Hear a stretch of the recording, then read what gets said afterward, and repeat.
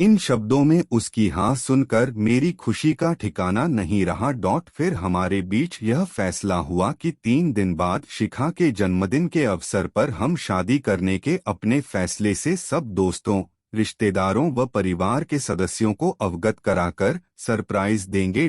अगली रात 9 बजे के करीब बिना सूचना दिए समीर, अंजलि, मनीष और नेहा मुझसे मिलने मेरे फ्लैट पर आए। मेरी तरफ नीले कवर वाली एक फाइल बढ़ाते हुए मनीष बहुत गंभीर लहजे में बोला, कपिल, इस फाइल को पढ़ो। पढ़कर मुझे मालूम पड़ा कि वह शिखा की मेडिकल फाइल थी। उसने करीब 10 महीने पहले नींद की गोलियां खाकर आत्महत्या करने की कोशिश करी थी। इस फोटो में शिखा के साथ उसका प्रेमी राजीव खड़ा था। इसी के हाथों प्यार में धोखा खाकर शिखा ने आत्महत्या करने की कोशिश करी थी। अंजलि ने अपने पर्स से निकालकर एक पोस्ट कार्ड साइज का फोटो मेरे हाथ में पकड़ा दिया। मनीष ने दांत पीसते हुए बताया, यह धोखेबाज इंसान एक तरफ तो शिखा से शादी करने का दम भरता था और दूसरी तरफ शिमला में अपनी पुरानी प्रेमिका के साथ होटल में गुलछर्रे उड़ा रहा था। यह खबर शिखा को अपनी जान पहचान की लड़की से मिली तो उसे इतना गहरा सदमा पहुंची कि उसने आत्महत्या करने की कोशिश करी। तुम मेरी इस टेढ़ी उंगली को देखो। मुझे राजीव एक बार किसी पार्टी में मिला था। मैंने गुस्से से पागल होकर उसके ऊपर इतने घूंसे बरसाए कि मेरी इस उंगली में फ्रैक्चर हो गया। नेहा ने रोक लिया, नहीं तो मैं उसे उस दिन जान से ही मार देता। समीर ने गुस्से से लाल हो रहे मनीष को शांत करने के बाद मुझसे कहा, शिखा के अंदर वैसा दूसरा सदमा सहने की ताकत नहीं है। कपिल, अगर तुम्हें लगता है कि तुम उसके प्रति जिंदगी भर वफादार नहीं रह पाओगे तो कल उसके जन्मदिन की पार्टी में मत आना। उसे दुख तो बहुत होगा पर हम उसे संभाल लेंगे। अंजलि ने मुझसे भावुक लहजे में प्रार्थना करी, फैसला सोच समझकर करना, कपिल। अगर शिखा के हित के खिलाफ जाने वाला कोई रिश्ता आज भी तुम्हारी जिंदगी में बना हुआ है तो उसे आज रात जड़ से नष्ट कर देना। हमेशा उसके प्रति वफादार रहने का प्रण कर ही कल की पार्टी में आना, प्लीज। इसके बाद सभी बारी बारी से मुझे गले लगाकर चले गए। मैं रात भर ठीक से नहीं सो सका। अगले दिन ऑफिस भी नहीं जा सका।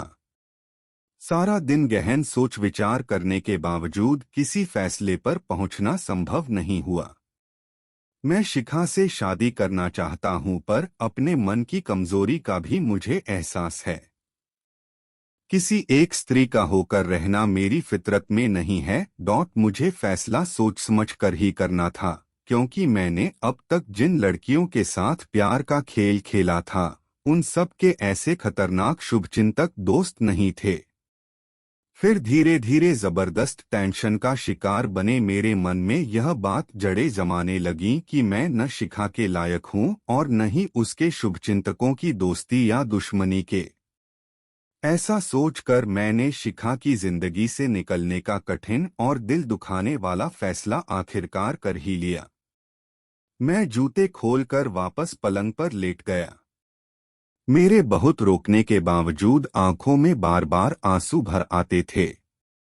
8 बजे के करीब मेरे मोबाइल फोन की घंटी बजने लगी तो मैंने फोन को स्विच्ड ऑफ कर दिया। फिर 9 बजे के करीब बाहर से किसी ने घंटी बजाई तो मैं चौंक कर उठ बैठा।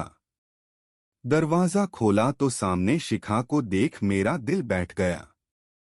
मुझे विश नहीं करोगे? उसने सहज भाव से मेरे हाथ अपने हाथों में ले लिए। हैप्पी बर्थडे, मैंने जबरदस्ती मुस्कुराते हुए उसे शुभकामनाएं दी। ऐसे नहीं, जरा प्यार से विश करो, कह वह मेरे गले लग गई। Happy birthday my love. पता नहीं कैसे ये शब्द मेरे मुंह से खुद ही निकलकर मुझे हैरान कर गए। मुझे मेरे दोस्तों ने कल रात तुमसे हुई मुलाकात के बारे में सब बता दिया है, कपिल। वह सहज भाव से मुस्करा रही थी। मैं तुम्हारे लायक नहीं हूं, शिखा। बाद में तुम्हारा दिल तोड़ूं उससे अच्छा यह होगा कि हम अभी अलग।